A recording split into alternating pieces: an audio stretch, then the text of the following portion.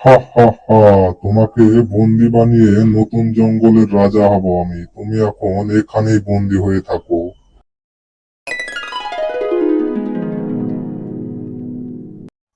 অনেকদিন আগের কথা। একটা সুন্দর জঙ্গল ছিল। জঙ্গলের পাশ দিয়েই বয়ে গিয়েছিল একটা নদী। জঙ্গলের সকল পশু পাখি মিলে খুব আনন্দে দিন কাটাচ্ছিল। কিন্তু তাদের আনন্দ বেশি দিন টিকলো না। বৃষ্টি না হওয়ার কারণে নদী নালা শুকিয়ে গেল এবং খাবারের সংকট দেখা গেল। এইভাবে চলতে থাকলে তো আমরা না খেতে পেয়ে মারা যাব। তাড়াতাড়ি আমাদের কিছু একটা করা দরকার। ঠিকই বলেছ হাতি ভাই। আমিও সারা জঙ্গল খুঁজে খুঁজে একটিও ফলের সন্ধান করতে পারলাম না। সেসব তো ঠিক আছে, কিন্তু এখন কি করা যায় বলো তো? আমাদেরকে এই বিপদ থেকে কে সাহায্য করতে পারবে? আমরা একটা কাজ করতে পারি। আমি ও হাতি ভাই জঙ্গলের রাজা সিংহের কাছে যাই। সে যদি কিছু একটা সমস্যার সমাধান করতে পারে। টুনটুনি কথাটা মন্দ বলেনি। তাহলে মহারাজের কাছেই যাওয়া যাক। এরপর হাতি ও টুনটুনি একসাথে জঙ্গলের রাজা সিংহের সাথে দেখা করতে চলে গেল। মহারাজ, অনেক বিপদে পড়ে আপনার কাছে এসেছি। যেভাবেই হোক আমাদেরকে সাহায্য করতেই হবে।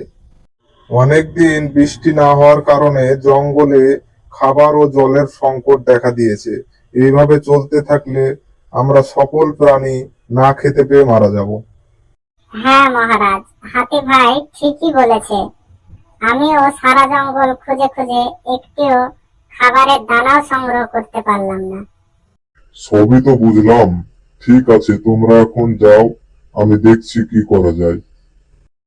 সত্যিই তো জঙ্গলের অবস্থা খুবই খারাপ। আজই আমাকে নতুন জঙ্গলের সন্ধান করতে হবে। এই তো সুন্দর একটা জঙ্গল পেয়েছি। কালই সকলকে নিয়ে এই জঙ্গলের উদ্দেশ্যে রওনা দেব। আরে সিংহ মামা তো দেখছি এই নতুন জঙ্গলের অনুসন্ধান করেছে। এক্ষুনি বাঘ মামাকে খবরটা দেওয়া দরকার। আরে বাঘ মামা, তুমি এখানে শুয়ে আছো? ওইদিকে বনের রাজা নতুন জঙ্গলের অনুসন্ধান করেছে। নতুন জঙ্গলের অনুসন্ধান করেছে, তাতে আমি কি করব? আরে মামা, ওই জঙ্গলে অনেক পানি ও খাবার আছে। যদি কোনোভাবে ওই সিংহটাকে বন্দি করে ফেলতে পারি, তাহলে ওই জঙ্গলের সকল খাবার আমাদের হবে। কিন্তু সে তো বনের রাজা, অনেক শক্তিশালী। তাকে কিভাবে বন্দি বানাবো? সেসব নিয়ে তোমাকে চিন্তা করতে হবে না, আমি সব ঠিক করে রেখেছি। আমি শুধু যেইভাবে বলছি সেইভাবে চলো, তারপর দেখো তুমি হবে বনের রাজা আর আমি হব মন্ত্রী। আরে মহারাজ, শুনেছি আপনি নতুন জঙ্গলের খোঁজে পেয়েছেন। আমিও একটা নতুন সুন্দর জঙ্গল খুঁজে পেয়েছি। সেখানে অনেক ফল। তাই নাকি? তাহলে তো অনেক ভালো, খুশির খবর। চল তাহলে, আমাকে সেই জঙ্গলে নিয়ে চল। এই তো মহারাজ, চলে এসেছি। এই সেই জঙ্গল, আর একটু সামনে যান, তাহলে অনেক ফল দেখতে পাবেন। এ কি, তোরা এইভাবে আমাকে বন্দি বানালি কেন? হা হা হা, তোমাকে বন্দি বানিয়ে নতুন জঙ্গলের রাজা হব আমি। তুমি এখন এখানেই বন্দি হয়ে থাকো। সত্যি ভাগ্নে, জঙ্গলটা অনেক সুন্দর। এখানে পানি ও খাবারের কোনো অভাব নেই। তোমাকে তো আগেই বলেছিলাম মামা, জঙ্গলটা অনেক সুন্দর। এখন এই খাবার ও পানি সবই আমাদের। এইদিকে 2 দিন হয়ে গেল, মহারাজের কোনো খবর নেই। সারা জঙ্গল খুঁজেও মহারাজকে খুঁজে পাওয়া যাচ্ছে না। ঠিকই বলেছ হাতি ভাই, আমিও অনেক খুঁজেছি, কিন্তু মহারাজের কোনো খোঁজ নেই। মহারাজকে যেভাবেই হোক খুঁজে বের করতেই হবে, না হলে আমরা না খেতে পেয়ে মারা যাব।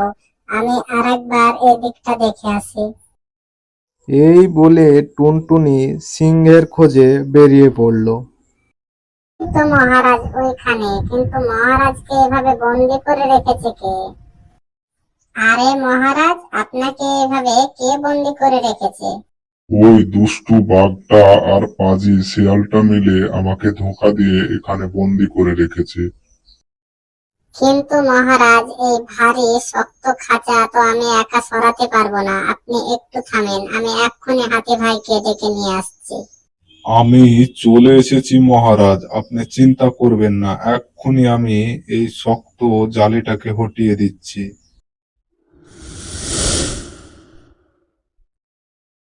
তোমাকে অনেক অনেক ধন্যবাদ হাতি ভাই। চলো জঙ্গলে ফিরে যাই, তারপর ওই পাজি শিয়ালটা আর বেঈমান বাঘটার ঘাড় মটকাবো আমি। এই সর্বনাশ হয়েছে, এ তো দেখছি পরিস্থিতি খারাপ। সিংহটাকে হাতি বাঁচিয়ে নিয়েছে, এক্ষুনি এই জঙ্গল ছেড়ে পালাতে হবে। বেটা বেঈমান, তুই আমাকে খাঁচার ভিতর বন্দি করে রেখে এখানে আরাম করে শুয়ে আছিস? দাঁড়া, এক্ষুনি তোর ঘাড় মটকাবো।